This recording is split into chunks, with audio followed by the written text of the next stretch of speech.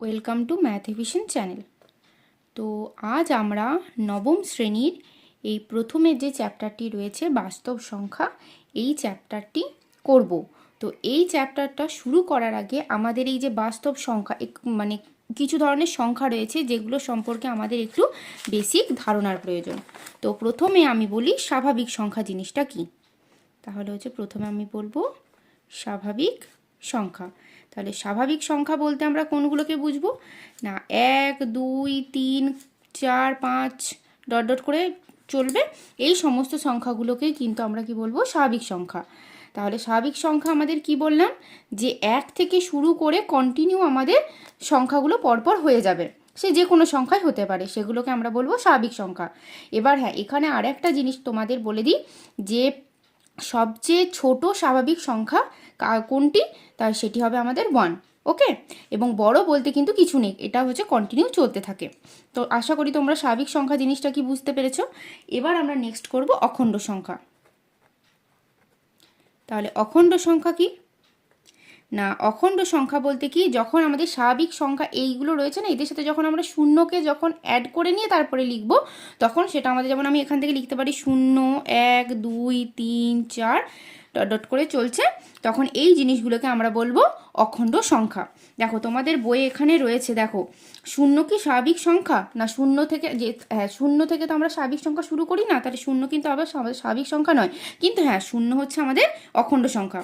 ওকে, আর একটা জিনিস বলে দিই, স্বাভাবিক সংখ্যাকে আমরা সবসময়, এটা যেহেতু ন্যাচারাল নাম্বার, তাহলে বড় হাতের এন দ্বারা প্রকাশ করব, এবং অখণ্ড সংখ্যা যেটাকে আমরা ইংলিশে বলি হোল নাম্বার, এটাকে কিন্তু আমরা ডাব্লু দ্বারা প্রকাশ করব। ওকে, তো নেক্সট আমাদের রয়েছে পূর্ণ সংখ্যা।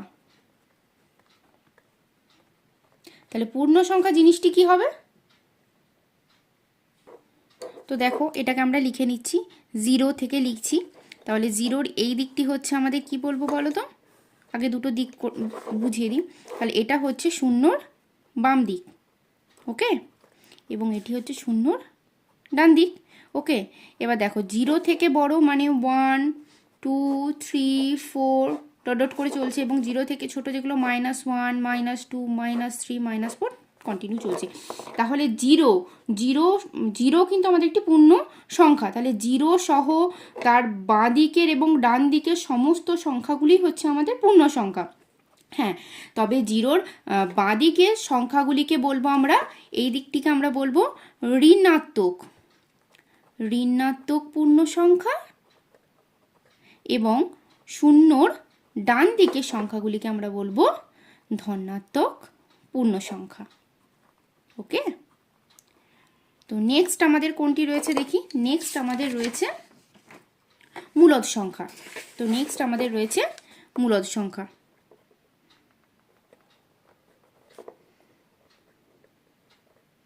তাহলে মূলদ সংখ্যা বলতে আমরা কি বুঝি না, মূলদ সংখ্যা বলতে আমরা বুঝি, তো মূলদ সংখ্যা জিনিসটা আমাদের কি হবে, যেমন ধরো আমি দুটো সংখ্যা, মানে দুটো, যদি আমি একটা সংখ্যা নিচ্ছি, তো 5/7। ওকে, দেখো আমাদের এখানে দেওয়া ছিল 5/7, ওটাই আমরা লিখলাম 5/7। ওকে, তাহলে আমরা কি বলতে পারি না, যে সকল, এখানে তোমাদের বইয়েতে অবশ্যই বলে যাচ্ছে, তবু আমি বলে দিচ্ছি, তাহলে যে সকল সংখ্যাকে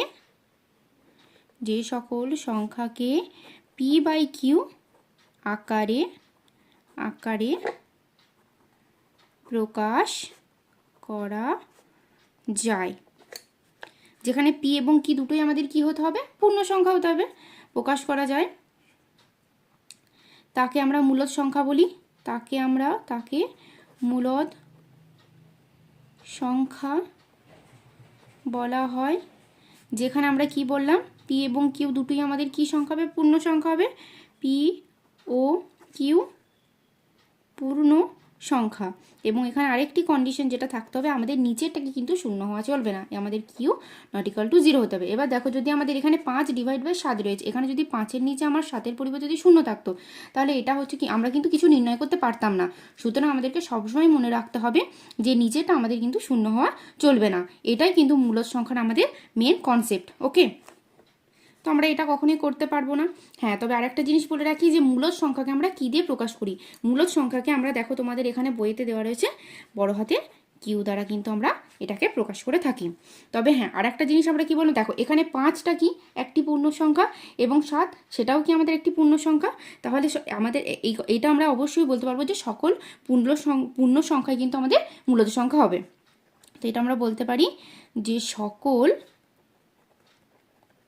পূর্ণ সংখ্যায়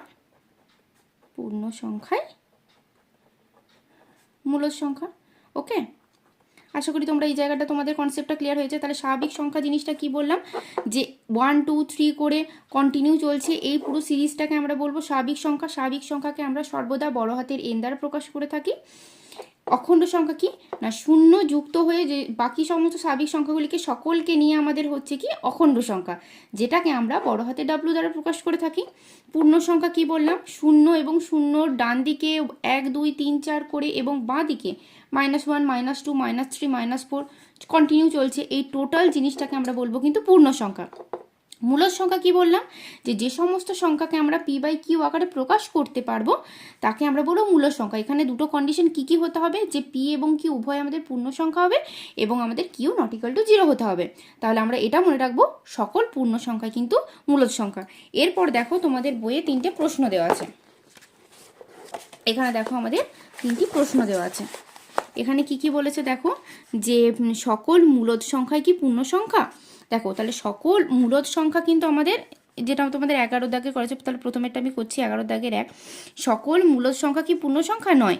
দেখো এখানে যেমন একটা উদাহরণ দিয়েছে হাফ 1 2, এটা তো আমরা মূলদ সংখ্যা বলতে পারি, কারণ এটাকে আমরা p/q আকারে প্রকাশ করতে পারছি। এবং আমরা একটু আগেই আমাদের ডেফিনেশনে বলেছিলাম যে সমস্ত সংখ্যাকে আমরা p/q আকারে প্রকাশ করতে পারবো তাদেরকেই আমরা মূলদ সংখ্যা বলবো। তো এখানে আমরা এটাকে p/q আকারে প্রকাশ করতে পারি, তাই সেক্ষেত্রে এটাকে আমরা বলতে পারি মূলদ সংখ্যা। কিন্তু এটি কি আমাদের পূর্ণ সংখ্যা হচ্ছে না। তাহলে আমাদের কখন, তাহলে আমরা এটা জানবো যে কিন্তু এটি পূর্ণ সংখ্যা নয়, তাই তো। সুতরাং আমরা বলতে পারি যে সকল মূলদ সংখ্যায় কিন্তু পূর্ণ সংখ্যা হয় না। তাহলে লিখে দিচ্ছি, সকল, এগুলো একটু মনে রেখো, সকল মূলদ সংখ্যা পূর্ণ সংখ্যা নয়। ওকে, দেখো নেক্সট যেটা রয়েছে, প্রতিটি পূর্ণ সংখ্যা কি মূলদ সংখ্যা। এটা উল্টোটা বলেছে, প্রতিটি পূর্ণ সংখ্যা। দেখো তোমাদের 2 দাগে করে দেওয়া রয়েছে, আমি তোমাদেরকে এটা একটু বুঝিয়ে দিচ্ছি। দেখো একটা ওরা একটা পূর্ণ সংখ্যা কোনো কিছু বলে দেয়নি যে এটা তোমরা যেটা ইচ্ছে, যেমন 2 3 যা খুশি হয়তো হতে পারে। তো এখানে ওরা এন ধরেছে, এন একটা পূর্ণ সংখ্যা। এনটাকে আমরা কি লিখতে পারি, দেখো এন লেখাও যা n/1 সেটা মানেও তাই। এবার n/1 মানে কি, সেটাকে আমরা p/q আকারে প্রকাশ করতে কিন্তু পারছি, আর p/q আকারে প্রকাশ করতে পারছি মানে এটি আমাদের মূলদ সংখ্যা। তাহলে বলতে পারি যে প্রতিটি পূর্ণ সংখ্যা কিন্তু মূলদ সংখ্যা হবে। ওকে, এবং আমাদের নেক্সট 3 নম্বর যেটা রয়েছে, প্রতিটি পূর্ণ সংখ্যা কি অখণ্ড সংখ্যা। দেখো পূর্ণ সংখ্যার কনসেপ্ট কি দিয়েছি, 0 এবং 0-র বাঁ দিকের নেগেটিভ এবং ডান দিকের পজিটিভ সকল মিলিয়ে পূর্ণ সংখ্যা, এবং অখণ্ড সংখ্যা হয় কি আমাদের 0 থেকে শুরু করে 1 2 3 4 কন্টিনিউ সমস্ত কিছু নিয়ে আমাদের হচ্ছে অখণ্ড সংখ্যা। যেমন তুমি যে কোনো একটা সংখ্যা ধরো, যেমন যদি আমি -7 লিখি, এটা কি, এটা আমাদের হচ্ছে একটি ঋণাত্মক পূর্ণ সংখ্যা, কিন্তু পূর্ণ সংখ্যা তো অবশ্যই না। তাহলে আমাদের কি এটা পূর্ণ সংখ্যা হচ্ছে, কিন্তু এটাকে কি আমরা বলতে পারি যে এটি হচ্ছে অখণ্ড সংখ্যা। কারণ অখণ্ড সংখ্যা ডেফিনেশন আমরা শিখেছিলাম কি, শূন্য তার সাথে 1 2 করে আমাদের শূন্যকে থাকতে হবে, তবে আমরা সেটাকে অখণ্ড সংখ্যা বলতে পারবো। সুতরাং আমাদের 3 নম্বরের প্রশ্নের উত্তরটা আমি বলতে পারি কি, যে প্রতিটি পূর্ণ সংখ্যা অখণ্ড সংখ্যা নয়, অখণ্ড সংখ্যা নয়। আশা করি এই 3টি প্রশ্নের উত্তর তোমরা খুব ভালোভাবে বুঝতে পেরেছো। তো এবার দেখো আমরা শিখব যে দুটো মূলদ সংখ্যা, মানে এতক্ষণ মূলদ সংখ্যা জিনিসটা কি বোঝালাম, এরপর তোমাদেরকে শেখাবো যে দুটি মূলদ সংখ্যার মধ্যবর্তী যদি তোমাদেরকে মূলদ সংখ্যা বের করতে বলে তাহলে তোমরা সেটা কিভাবে বের করবে। তাহলে আমরা প্রশ্নটা কি লিখব, যে দুটি মূলদ সংখ্যার মধ্যবর্তী একটি মূলদ সংখ্যা নির্ণয়ের সূত্র। তো কি হবে এটা তোমরা মনে রেখো। এখানে তোমাদের দিয়েছে দেখো দুটো মূলদ সংখ্যা, তাহলে দুটো মূলদ সংখ্যাকে যদি আমরা ধরি এক্স এবং ওয়াই, তাহলে দুটি মূলদ সংখ্যা যদি আমাদের এক্স এবং ওয়াই ধরে নিই, তাহলে তাদের দুজনের যোগফল বাই 2, ঠিক আছে। তাহলে দুটি সংখ্যা মূলদ সংখ্যা যোগফল এবং তাকে 2 দিয়ে ভাগ করলে যেটা পাবো সেটাই হচ্ছে আমাদের দুটো মূলদ সংখ্যার মধ্যবর্তী একটির ক্ষেত্রে মানে দুটি মূলদ সংখ্যার মধ্যবর্তী একটি মূলদ সংখ্যা নির্ণয় করার সূত্র কিন্তু এটা এক্স প্লাস ওয়াই বাই 2, ঠিক আছে। যে হ্যাঁ, এবং এখানে একটা জিনিস আমাদের মনে রাখতে হবে, এক্স লেস দেন কিন্তু ওয়াই, মানে এক্সটি আমাদের ওয়াইয়ের থেকে ছোট হবে, ঠিক আছে। আরেকটা রয়েছে যে দুটো মূলদ সংখ্যার মধ্যবর্তী যখন আমাদের মানে একের বেশি যখন আমাদের আমাদের মূলদ সংখ্যা নির্ণয় করতে হবে, তার কোন সূত্রটি রয়েছে। তো চলো আগে প্রশ্নটা লিখে নিই। দুটি মূলদ সংখ্যার মধ্যবর্তী দুইয়ের বা দুটি বা দুটির বেশি, দুই বা দুইয়ের বেশি মূলদ সংখ্যা নির্ণয়ের সূত্র। তো এটি আমাদের কি রকম হবে? তো এই সূত্রটা আমাদের হবে কি, x plus D x plus 2d, ওকে। যদি দুটোর ক্ষেত্রে হয় তাহলে দুটো হবে, যখন আমাদের এন সংখ্যক বলবে তখন x plus D x plus 2d, ঠিক আছে। এন সংখ্যক মূলদ সংখ্যা হচ্ছে যে যদি নিই তাহলে সেক্ষেত্রে ডট ডট করে এরকম করে মানে ইনটু দিয়ে বা তোমার এক্স প্লাস ডি, তাহলে এক্স প্লাস 2d, তারপরটা আমি লিখতে পারি এক্স প্লাস 3d। তো দেখো যদি আমাদের দুটির ক্ষেত্রে বলে তাহলে দুটির ক্ষেত্রে আমাদের এইটুকুর মধ্যে হবে, যদি আমাদের দুইয়ের বেশি মানে এন সংখ্যকের ক্ষেত্রে, যদি আমি এখানে লিখে দিচ্ছি এন সংখ্যকের ক্ষেত্রে যদি হয় আমাদের, তখন আমরা কি লিখবো, এন সংখ্যকের ক্ষেত্রে তাহলে 3d এরকম করে ডট ডট করে এক্স প্লাস এনডি পর্যন্ত কিন্তু আমাদের হবে, ওকে। আর এখানে ডি, হ্যাঁ তোমাদের যেটা এখানে বলে দিই, ডি সমান আমরা কি লিখতে পারি, ডি সমান আমরা লিখতে পারি যে ওয়াই মাইনাস এক্স বাই হচ্ছে এন প্লাস 1, ওকে। তো এই হচ্ছে আমাদের মেন জিনিস। এখানে দেখো তোমাদের করে দিয়েছে যে যদি এক্স এবং ওয়াই দুটি মূলদ সংখ্যা এবং এক্স লেস দেন ওয়াই হয়, তা সংখ্যা রেখা এক্স এবং ওয়াইয়ের মধ্যে এন সংখ্যক মূলদ সংখ্যা নিচের মতো করেও নিতে পারে। যেমন কি এক্স প্লাস ডি বললাম, যদি দুটোর ক্ষেত্রে বলে তখন আমরা এক্স প্লাস ডি এবং এক্স প্লাস 2d নেবো। তিনটে বললে আমরা 3 পর্যন্ত লিখবো, এরকম আপ টু করে যখন এন পর্যন্ত বলবো তখন এক্স প্লাস এন ডি পর্যন্ত। এবং এখানে ডি সমান কি Y minus X by N plus 1, okay. তাহলে সংখ্যা রেখায় এক্স ও ওয়াইয়ের মধ্যে এন সংখ্যক মূলদ সংখ্যার সূত্র কিন্তু আমাদের এটি হচ্ছে, যেহেতু এন যত ইচ্ছা বড় নেওয়া সম্ভব, তাই যে কোনো দুটি মূলদ সংখ্যার মধ্যে মূলদ সংখ্যার সংখ্যা হবে কি অসংখ্য, ওকে। এইটা একটু তোমরা মনে রেখো। তো দেখো এরপর এখানে তোমাদেরকে 3টে প্রশ্ন দিয়েছে, যে দেখো প্রথমে একটা বলেছে আমি 3 এবং 4-এর মধ্যে 3টি মূলদ সংখ্যা, তার মানে কি দেখো এটা হচ্ছে 2 বা 2-এর বেশি ক্ষেত্রে আমাদের মূলদ সংখ্যা হিসাব করি এবং সংখ্যা রেখায় বসাই। তাহলে প্রথমে আমি তোমাদের এই যে প্রশ্ন যে 3 রয়েছে, এই প্রশ্নের মধ্যে প্রথমে 20 নম্বরের প্রশ্নটি করছি। তাহলে আমাদেরকে কি বলেছে, 3 এবং 4-এর মধ্যে 3টি মূলদ সংখ্যা। তাহলে 3 ও 4-এর মধ্যে 3টি মূলদ সংখ্যা হলো, দেখো এখানে x সমান আমরা কত ধরবো বলো, 3 ধরবো, এবং y সমান আমরা কত ধরবো বলো, 4। এটা হচ্ছে প্রথমে আমরা বুঝতে পারছি। এরপর কি আমাদের যেহেতু বলেছে 3টি, তাহলে কি আমরা x প্লাস ডি লিখবো, x plus D x plus 2d এবং লিখবো এক্স প্লাস 3d। 3টে নেবো, আমাদের 3টে নির্ণয় করতে বলেছে, 3টে নিচ্ছে, এবং ডিটা আমি দেখো পাশে ক্যালকুলেশন করে বের করে নিচ্ছি। ডি সমান আমরা কি জানি, ওয়াই মাইনাস এক্স মানে 4 মাইনাস 3, কটি চেয়েছে এন, এন মানে কত এখানে 3 প্লাস 1 মানে হচ্ছে 4, তার মানে হচ্ছে ওপরে -1/4। তাহলে ডি সমান আমাদের কিন্তু এটা বেরিয়েছে। তাহলে এক্সের জায়গায় প্রথমে আমি কত বসাবো বলো, যদি 3 বসাই তাহলে 3 প্লাস 1/4, এটা একটা হলো। এখানে আমরা বসাচ্ছি 3 প্লাস 2 গুণিত 1/4, 2d আছে মানে 2 ইন্টু ডি, এটা একটি হলো। এবং পরেরটা হচ্ছে এক্স প্লাস 3 ইন্টু 1/4, ওকে। তাহলে এটা আমাদের ক্যালকুলেশন করে কত পাচ্ছি, এর নিচে কিছু নেই মানে 1 আছে, তার মানে লসেও কত আমরা 4 পাচ্ছি, তার মানে 4 3 12 প্লাস হচ্ছে 1 মানে হচ্ছে 13/4। এটা আমরা করবো 2 দিয়ে কাটছি, 2 2 গুণে 4, তার মানে হচ্ছে সমান দিয়ে লিখছি 3 প্লাস 1-এর 2, তার মানে হচ্ছে আমাদের লসাগু যদি 2 হয় 3 দুগুণে 6 রাখে 7-এর 2, এবং এটি আমাদের কত হচ্ছে 3-এর 4।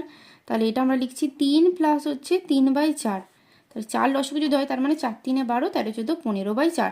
তাহলে 3 এবং 4-এর মধ্যে তিনটি মূলদ সংখ্যা হচ্ছে 13/4, 7-এর 2 এবং 15/4। এরপর আমাদেরকে কী করতে হবে, এটাকে আমাদেরকে সংখ্যা রেখায় বসাতে হবে। তো চলো করি। প্রথম আমরা একটা সরলরেখা অঙ্কন করে নেব। তো দেখো তোমাদেরকে এখানে আর একটা জিনিস বলে দিই, এটা কাটাকাটি করলাম ঠিকই, কিন্তু দেখো এর ক্ষেত্রেও দেখো আমাদের নিচে লসাগু 4 এসেছে, এর ক্ষেত্রেও 4 এসেছে।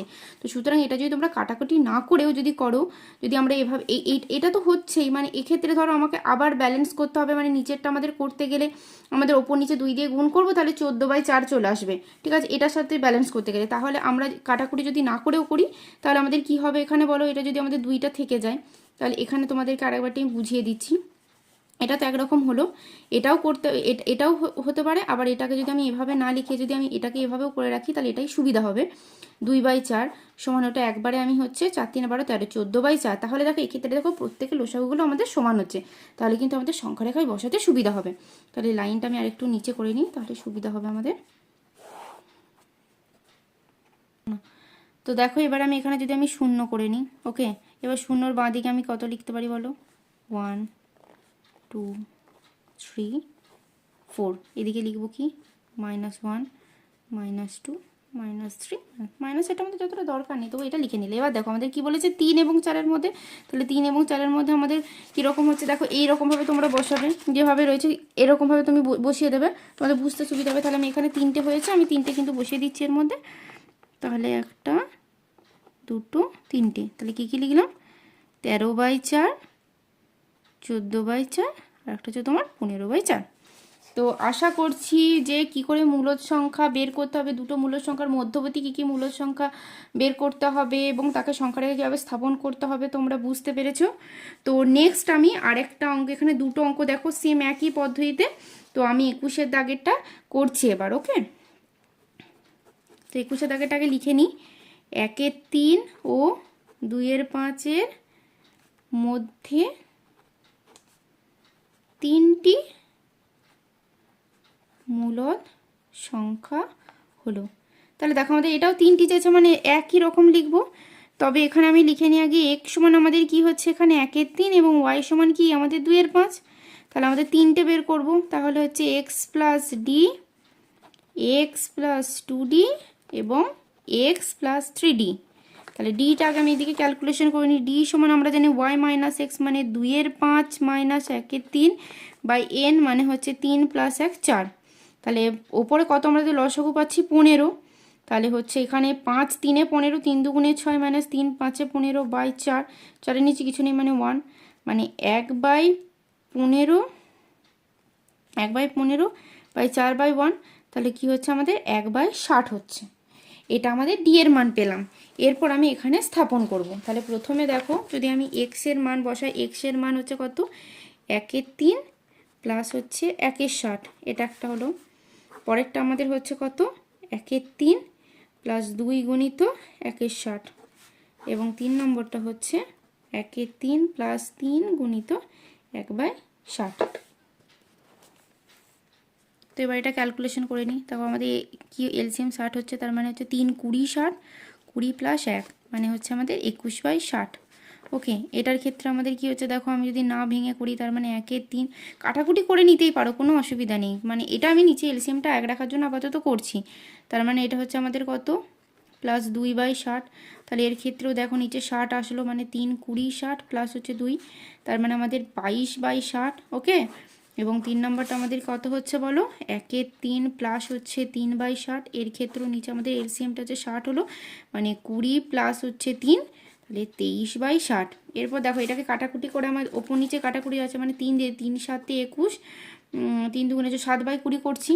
এটাকে যখন আমরা কাটাকুটি করছি 2 দিয়ে 2 11, 2 30 হচ্ছে, এটা কিন্তু আমাদের যাচ্ছে না। তাহলে আমাদের এই তিনটে মূল সংখ্যা পেলাম। এরপর আমাদেরকে কী করতে হবে, সংখ্যা রেখা এটাকে বসাতে হবে। তো দেখো আমাদের রেঞ্জটা বলেছে 1-এর 3 থেকে 2-এর 5, তাহলে আমি যদি এখানে 1-এর 3 মানে তোমার ধরো মানে 0 পয়েন্ট সামথিং, মানে 0-র থেকে একটু ছোট, মানে 0-র বড়, 1-এর থেকে একটু ছোট। তাহলে এখানে যদি আমি মিড পয়েন্ট এখানে একটু এদিকে করে নিই, তাহলে 0-র থেকে বড়, মানে এখানটা করে 0 যদি করি, তার মানে এখানে যদি আমি 1-এর 3 করে নিই, এবং এদিকে হচ্ছে তোমার 2-এর 5 করি, তাহলে 2-এর 5 এদের মাঝখানে আমি এগুলোকে স্থাপন করে দেবো, 1টা 2টো 3টে। তাহলে এটা হচ্ছে আমাদের কত, 7-এর 20, এটা 11-30, এবং এটা হচ্ছে 23-এর 60। ঠিক আছে, তো দেখো আমাদের 3 নম্বরের অঙ্কটাও সেম একই, আমাদেরকে 1-এর 3 এবং 1-এর 2-এর মধ্যবর্তী 3টি মূলদ সংখ্যা নির্ণয় করে সংখ্যাটাকে বসাতে হবে। এটা তোমরা নিজেরা বাড়িতে চেষ্টা করো, এবং যদি বুঝতে অসুবিধা হয় পুরো ভিডিওটি আবার প্রথম থেকে আরেকবার দেখে নিও। আশা করি অঙ্কটা তোমরা করতে পারবে। তো আজকে এই পর্যন্তই থাক, পরের দিন আমরা কষে দেখি 1.1-এর অঙ্কগুলি করব। ভিডিওটা যদি ভালো লেগে থাকে অবশ্যই লাইক, কমেন্ট, শেয়ার করতে ভুলো না। চ্যানেলটা সাবস্ক্রাইব করে রেখো পরবর্তী নোটিফিকেশন পাওয়ার জন্য। ভালো থেকো।